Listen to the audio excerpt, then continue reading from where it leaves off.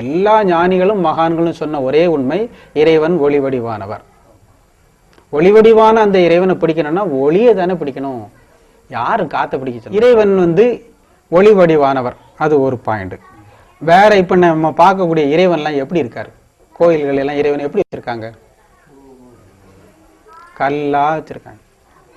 இறைவன் ஒளி வடிவான இறைவனை பிடிக்கணும்னா நீங்களும் ஒளியாக மாறணும், உங்ககிட்ட உள்ள ஒளியை பெருக்கணும். அப்போ ஒளி வடிவான இறைவனை பார்க்கலாம், உணரலாம்.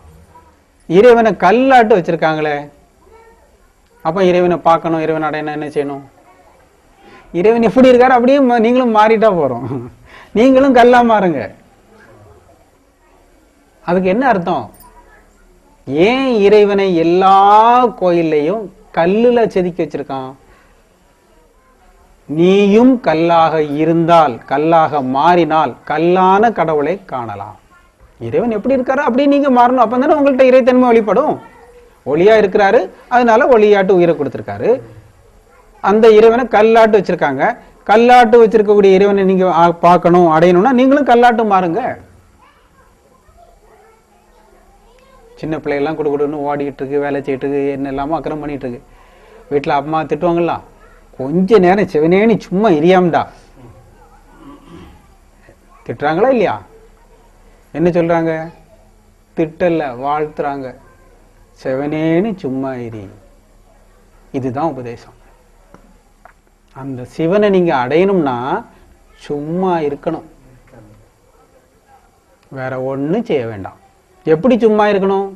கண்ணில் மணியில் ஒளியை நினைந்து உணர்ந்து சும்மா இருந்தா போதும்.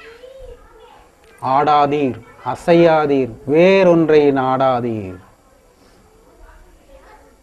ஆடாம அசையாம கல்லு மாதிரி நீங்க இருங்க, கல்லான கடவுளை பார்க்கலாம், பேசலாம், உணரலாம்.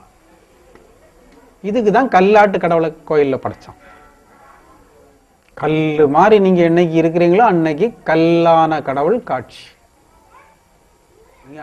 கொஞ்ச நேரம் இங்கே இருக்கிறதுக்கு முன்னாடி அசைஞ்சுக்கிட்டு அப்படி எப்படி இருந்து பழகுங்க, அப்போ சரியா வரும். இப்ப நம்ம அப்படி இருந்து பழகாததுனால வரல, முடியல. பழகிட்டீங்கன்னா சித்திரமும் கைப்பழக்கம், செந்தமிழும் நாப்பழக்கம், வைத்ததொரு கல்வி மனப்பழக்கம். அதே மாதிரி நீங்க செய்து செய்து பிராக்டிஸ்ல வந்துட்டீங்கன்னா எல்லாம் பழகிக்கலாம். இறைவன் நமக்குள்ள தானே இருக்காரு, எல்லாம் நமக்கு தருவார். சும்மா இருக்கிறது தான் ஞானம். எப்படி சும்மா இருக்கணும்? கண்ணில் மணியில் ஒளியில் நினைவை நிறுத்தி சும்மா இரு, அவ்வளவுதான். ஒண்ணுமே செய்ய வேண்டாம், நீங்க எங்கேயும் போக வேண்டாம். அபிஷேகம், ஆராதனை, அர்ச்சனை, அது இது ஒண்ணும் வேண்டாம். உங்க வீட்டுல பேசாம ஒரு இடத்துல போய் பேசாம இருங்க. அந்த நினைவை மட்டும் இறைவன் துலங்கக்கூடிய கண்ணுல வைங்க, அவ்வளவுதான். ஒரு பைசா செலவு கிடையாது ஞானத்துக்கு. பக்தி பண்ணணும், கோயிலுக்கு போனா அர்ச்சனை பண்ணணும், அபிஷேகம் பண்ணணும், அதுக்கு இதுக்கு எல்லாம் பால், அது இதுன்னு என்ன இல்லாம வேணும். இதான் பரிகாரம் பண்ணணும், 1000 பேருக்கு அன்னதானம் போடு, அது செய், இதை செய், எல்லாத்துக்கும் அங்கங்க போகணும், பணம் செலவு பண்ணணும், என்ன இல்லாம இருக்கு. ஞானத்துக்கு ஒன்றும் கிடையாது.